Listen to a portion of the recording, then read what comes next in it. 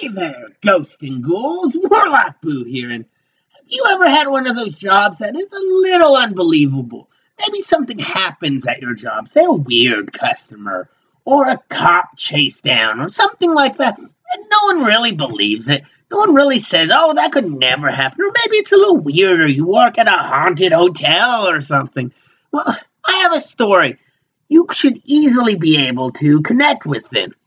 This is a series called Tales from the Gas Station, and it's actually quite a long series, and it's split into 8 parts, plus other mini stories. So I'm going to try and read them all, and then do a full big video of them all together. But this is Tales from the Gas Station, Part 1 by GasStationJack. Enjoy.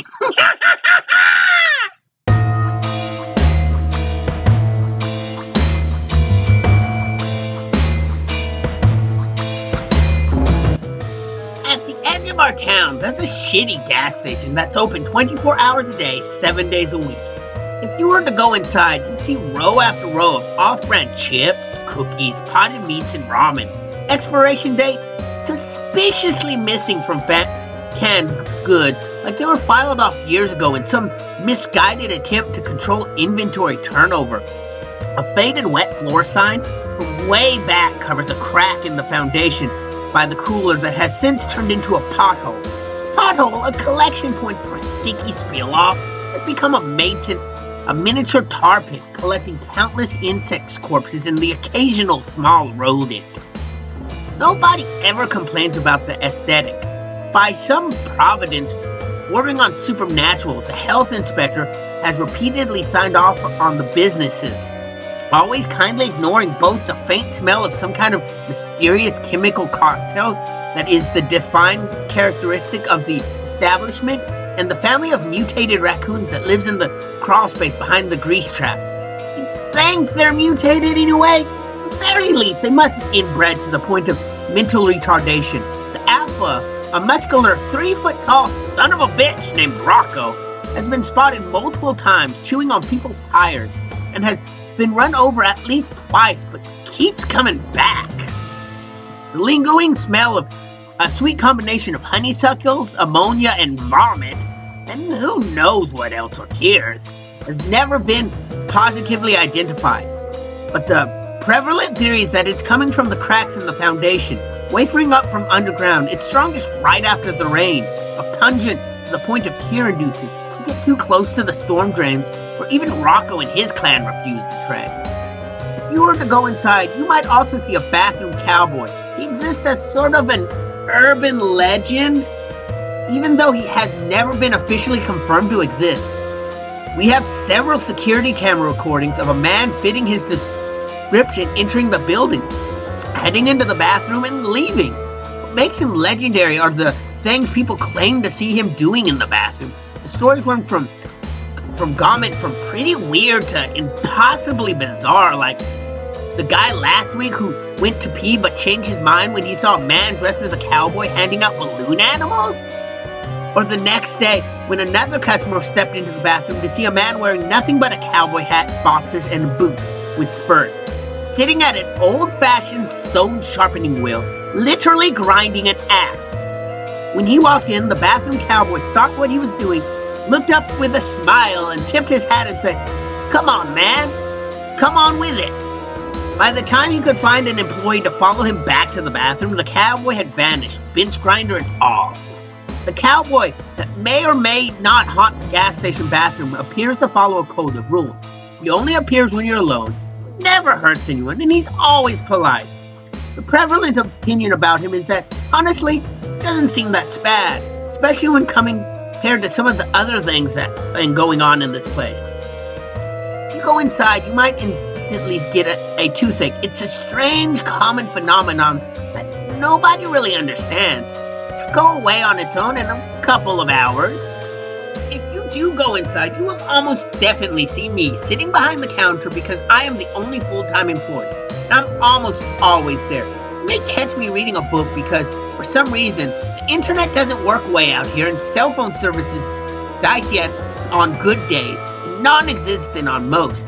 If you need to make a call, you can leave and go up the hill a ways, preferably back towards town, because The other way will take you into the woods, and you don't ever even want me to go into all the reasons. That's not a good idea. You can pay me 25 cents a minute and use the store's landline. The arrangement was cooked up by the owner, and I have to actually enforce it because they do check the phone records. I'm sorry on that one. While you're here, don't be offended if I don't strike up a conversation, because I'm being completely honest. I don't always know for sure if everyone that comes through these doors is real or not. And if I had to acknowledge everyone in this place that could be an actual person, I would lose my mind. We don't need any more of that going around here lately. I guess that the point I'm trying to make is, weird things happen to me working at the shitty gas station at the edge of town. I wish I could easily decide what was the weirdest thing that ever happened to me, but I can't. There were so many. I've seen a total of 4 coffins inside the store on 3 different occasions. I've met at least a dozen people wandering back into town from the woods claiming they had escaped aliens or a government conspiracy or the likes, and they had no money, but they needed to make a call, and could I please just let them use the phone before they find them again? Rules are rules, and I'm not going to lose my job just because you doesn't escape captivity with a little pocket change. Not my problem, mister. Then there was Farmer Brown. Yeah, that's his real name, I know. He got mad at us and complained about the bulk feed we'd been ordering for him. He insisted something was wrong. With the product, all of his animals suddenly had human faces, whatever that means. Settled with him by charging a significant discount on his next couple of purchases. He stopped coming in one day, and they found that what was left of his body inside a bedroom on his farmhouse that had been locked from the inside. As far as I know, they still haven't figured out what happened. Well, anyway, I guess I can tell you a story or two, but first, I need to get ready for work, so until next time, bye.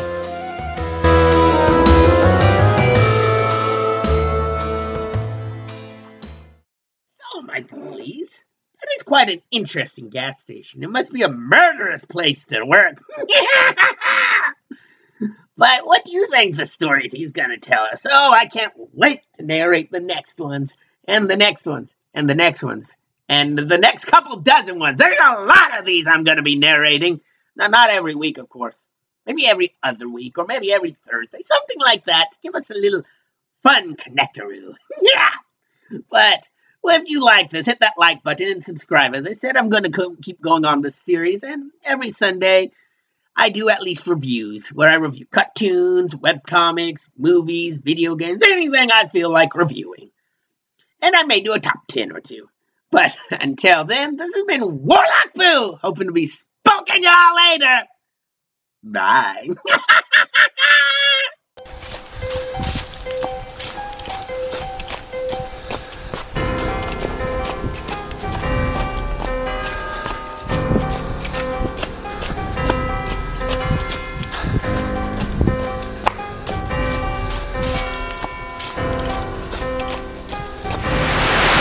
I found you.